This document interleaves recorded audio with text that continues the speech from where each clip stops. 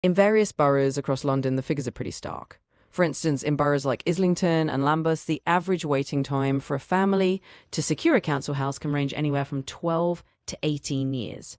To break it down further, in Enfield, if a family needs a three-bedroom council home, they're looking at a wait of about 15 years on average. In Lambeth, that wait is roughly 12 years, and in Redbridge, it can stretch to a staggering 18 years. The situation is especially tough for families needing larger homes, like 4 or 5 bedroom properties.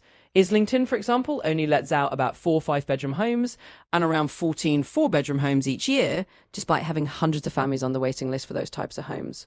Officials have described this as a housing emergency. The main reason behind these long waits is that council housing now overwhelmingly goes to those in the most severe need.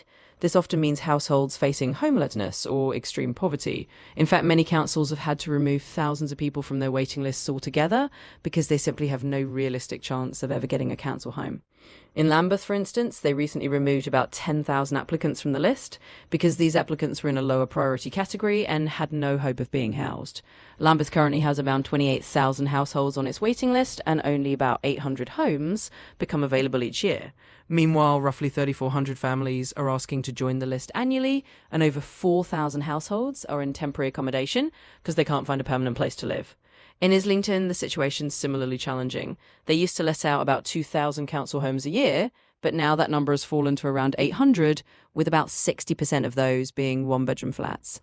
Housing officials have noted that private rents have soared, like in Islington, where a one-bedroom flat can cost over £2,000 a month, pushing more people into seeking council housing and increasing the pressure on the system.